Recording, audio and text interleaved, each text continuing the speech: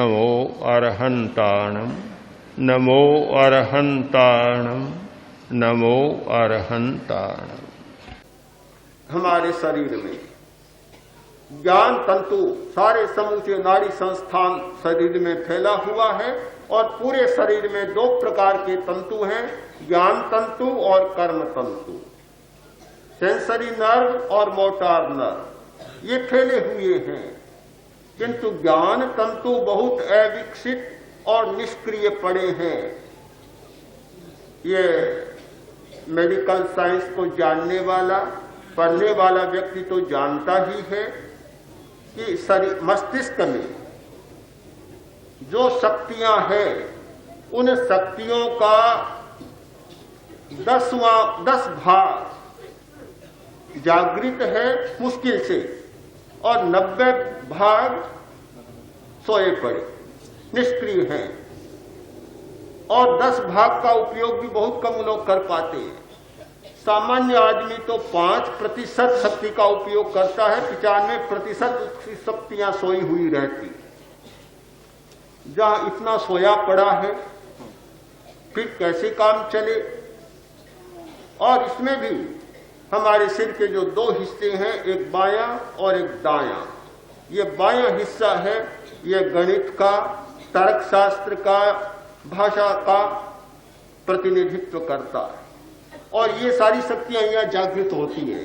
वह तो जागृत है, यानी बुद्धि का क्षेत्र तो हमारा जागृत है, किंतु बुद्धि से परे की जो शक्ति है अध्यात्म चेतना, उसका हिस्सा है ये दायां मस्तिष्क, जहां परमात्मा की भावना, जहां अंतर्दृष्टि अंतर्ज्ञान पैदा होता है, वह दायां मस्तिष्क सोया का सोया रह जाता है। शरीर प्रेक्षा के द्वारा जब हम मस्तिष्क की प्रेक्षा करते हैं तो इस दाएं भाग को जगाने का प्रयत्न करते हैं। जब ये दायां भाग जाग जाता है तो हमारी बहुत सारी शक्तियां विकसित हो जाती है। यह एक उपाय है और इस उपाय की संक्षिप्त सी मात्र सूचना मात्र मैंने चर्चा की। इतना बड़ा विषय जिसकी बहुत विस्तार से चर्चा करना इतने कम समय में संभव नहीं, फिर भी सूचना मैंने इसकी सारी दे दी कि शरीर प्रेक्षा क्या है, कैसे करनी चाहिए और उसका परिणाम क्या होता है। उपाय को जान लेता है वह लाभ उठा लेता है और जो उपाय को नहीं जानता तो कठिनाई भी पैदा हो जाती है। यही हमारा शरीर। इस शरीर से बड़ा अनर्थ भी किया जा सकता है और इस शरीर से बड़े परमार्थ को भी साधा जा सकता है। एक कहानी के साथ ही इस बात को समाप्त करना चाहता हूं। राजा ने कोई परीक्षा करनी चाहिए और अपनी 2 रानियों को बुलाकर कहा, जब आज तुम्हें रसोई बनाना और रसोई में जब चूल्हा जलाओ ईंधन नहीं डालनी है, गन्ने डालने, गन्नों से रसोई बना। गन्नों की कमी नहीं थी, राजा की क्या कमी थी, गन्ने तैयार आ गए। रसोई बनाने की बात तो जो एक बड़ी रानी थी उसने सोचा ठीक है शाम को रसोई बनानी है, गन्ने मंगाकर रख दिए और रसोई की तैयारी समय आने पर करने लगी। चूल्हा जलाया, वे गन्ने उसमें सीधे डाल दिए। गीले गन्ने, इतना धुआं हुआ, आंखें फूट गई, सिर भी फूट गया। और जब धुआं होता है सहा नहीं जाता। महिलाएं कैसे सहती है वे ही जाने, जो नहीं सह सकता उसके लिए तो बड़ा कठिन काम होता है। इनके लिए मुश्किल है। हाँ, इनके लिए भी मुश्किल। हाँ, मुश्किल हो जाता है इनके लिए भी। और जले ही नहीं पूरे, केवरा धुआं ही धुआं हो गया, रसोई बनी नहीं, सिर पच्ची करके रह गई, रसोई नहीं बनी। जो छोटी थी उसने सोचा कि रसोई तो बनानी है पर गन्ने गीले हैं, रसोई कैसे बनेगी। उसने लड़कों को बुलाया, बहुत सारे लड़कों को इकट्ठा कर लिया और कहा ये पड़े गन्ने, जो चूसना चाहो वह चूस लो। अब मारवाड़ के लोगों को गन्ना मिल जाए, थली के लोगों को जहां बाजरी होती है गन्ना देखने को नहीं मिलता, और वहां खुली छूट मिल जाए। बच्चों ने जी भर कर गन्ने चूसे और छिलके फेंक दिए, पड़े पड़े सूख गए। और शाम को रसोई बनानी थी, रसोई बनाई, मजे में गन्नों से रसोई बना ली और न धुआं हुआ न कोई कठिनाई हुई और रसोई बन गई। गन्ने से रसोई भी बन गई और गन्ने ने धुआं भी बढ़ा दिया। इस शरीर से पाक भी हो सकता है और इस शरीर से धुआं भी निकल सकता है अगर हम रस दूसरों को देना जाने। ये जितने रस आते हैं उन रसों को जो व्यक्ति केवल स्वयं भोगना चाहता है तो धुआं पैदा हो जाता है, और रस दूसरों को देता है तो फिर उसमें से कुछ दूसरी बात निकल जाती है। एक ही शरीर, जिस शरीर के बारे में हमारी धारणा है और बहुत गहरी धारणा भारतीय धार्मिक के मन में जमी हुई है कि यह शरीर बड़ा गंदा है, बड़ा खराब है, हाड़ मांस का पुतला है, रटे रटाए शब्द यहाँ गाए जाते हैं, दोहराए जाते हैं और उपदेश की वाणी में सुनने को मिलते हैं। बड़ा खराब है यह शरीर। यह एक पहलू है, सही है, झूठ तो मैं नहीं कहता, सही तो है, पर एक पहलू है, दूसरे पहलू को हम भुला देते हैं। हमारी दुनिया में इस शरीर जैसा परम धाम भी कोई दूसरा नहीं है, इस शरीर जैसा परम पवित्र तीर्थ भी कोई दूसरा नहीं है। सारी शक्तियां, सारी अच्छाइयां इस शरीर में से निकलती है। जिस व्यक्ति ने इस शरीर के रहस्यों को समझने का प्रयत्न नहीं किया वह न धर्म को समझ सकता, न अध्यात्म को समझ सकता और न साधना के रहस्यों को समझ सकता। इसलिए बहुत जरूरी है शरीर के रहस्यों को जाने और शरीर प्रेक्षा के द्वारा अपनी शक्तियों को उद्घाटित करें।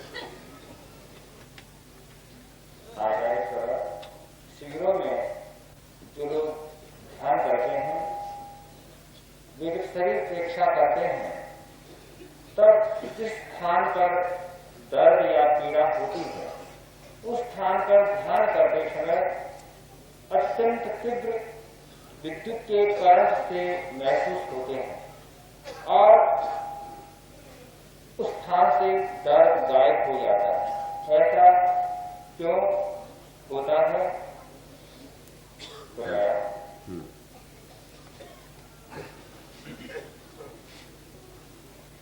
इसके दो कारण।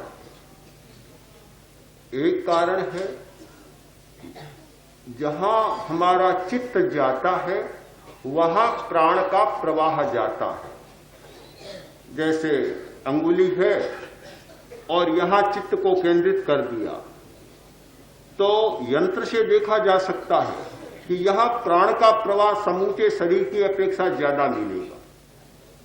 प्राण के पीछे चित्त जाता है। इसी को योग के आचार्यों ने कहा कि यत्र पवने तत्र मने, यत्र मने तत्र पवने। जहां पवन होता है वहां मन होता है और जहां मन होता है वहां पवन होता है। तो जहां प्राण की शक्ति ज्यादा जाएगी तो दर्द कैसे टिकेगा? दर्द तब रहता है जहां प्राण शक्ति कम हो जाती है, उस अवयव में दर्द पैदा होता है। और प्राण का भरपूर प्रवाह आ गया तो सारा दर्द बिखर जाएगा। हमने एक बार प्राण के प्रवाह का प्रयोग किया था तो बंबई से आए हुए एक इंजीनियर थे, बहुत प्रबुद्ध व्यक्ति, और उनके कटी भाग में बहुत गहरा दर्द था, सिर में और नस में भी बहुत, गर्दन में भी बहुत दर्द था। तो उन्होंने प्रयोग किया और प्रयोग करते करते 15 मिनट के बाद ऐसा लगा कि जैसे दर्द गायब हो रहा, बिखर रहा। कुछ वे सो नहीं सकते थे, सीधे बिना टेबलेट्स लिए सो भी नहीं सकते थे। गले का पट्टा लगा हुआ था, खुल गया, सीधे सोने भी लग गए और गोलियां भी बंद, क्योंकि प्राण का प्रवाह निरुद्ध था। जहां ये तो सामान्य नियम सब जानते हैं कि जहां रक्त का संचार नहीं होता वह अंग शून्य जैसा हो जाता है, निष्क्रिय हो जाता है। किंतु रक्त का प्रवाह मुख्य बात नहीं है। ये एक डॉक्टर के लिए तो मुख्य बात हो सकती है, एक चिकित्सक के लिए, कि रक्त का प्रवाह ठीक हो रहा है कि नहीं हो रहा है। किंतु एक साधक के लिए इससे भी एक सूक्ष्म बात है कि रक्त का संचार ठीक हो रहा है, प्राण विद्युत का संचार ठीक हो रहा है या नहीं हो रहा है, ये मुख्य बात होती है। और जब प्राण का प्रवाह ठीक हुआ, दर्द मिट जाएगा। दूसरी बात कि हमारे शरीर में जितना असंतुलन पैदा होता है वह प्रियता और अप्रियता की भावना से होता है। हम दो आयामों में जीते हैं प्राय, या प्रियता का क्षण और या अप्रियता का क्षण। कोई सामने इष्ट वस्तु आती है तो हमारी प्रियता की वृत्ति जाग जाती है, कोई खराब वस्तु सामने आती है तो अप्रियता की वस्तु जाग जाती है।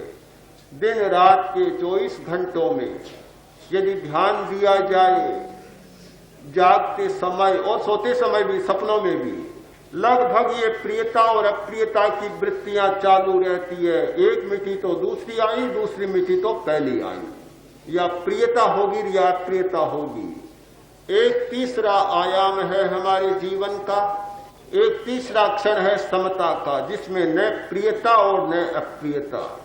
जब हम प्रिय और अप्रिय भावों से मुक्त होकर समभाव के द्वारा प्रेक्षा शुरू करते हैं, अपने शरीर को देखना शुरू करते हैं, तो प्रियता और अप्रियता के क्षणों में जो वृत्तियां जागती है, हमारी ग्रंथियों के जो स्राव होते हैं और वे जो जो कठिनाइयां पैदा करते हैं, वे सारी कठिनाइयां एकदम शांत होने लग जाती है। यह दूसरा कारण है कि ध्यान होता है चित्त की शुद्धि के लिए, किंतु साथ साथ हमने देखा कि स्नायुविक बीमारियां तो बहुत जल्दी मिटती है और मानसिक बीमारियां बहुत मिटती हैं, और साथ साथ में शारीरिक बीमारियां भी बहुत ठीक होने लग जाती। प्रश्न है कि शरीर के माध्यम से पौद्गलिक सुख मिलते हैं, पर क्या इस माध्यम से आत्मिक सुख भी मिल सकते हैं? मैंने पहले ही कहानी सुना दी कि गन्ना वही तो है, धुआं भी निकाल लो और रसोई भी बना लो, तो माध्यम ही तो है। इससे शारीरिक सुख भी पालो और आत्मिक सुख भी पालो। आत्मा और है कहां? शरीर के बाहर तो कहीं आत्मा है नहीं, है तो भीतर ही। बस जिस क्षण प्रियता और अप्रियता से छुट्टी पालो, यह शरीर आत्मिक सुख का माध्यम बन जाए, और प्रियता और अप्रियता से जोड़ लो इस शरीर को, तो ये पौद्गलिक सुख का साधन बन जाएगा।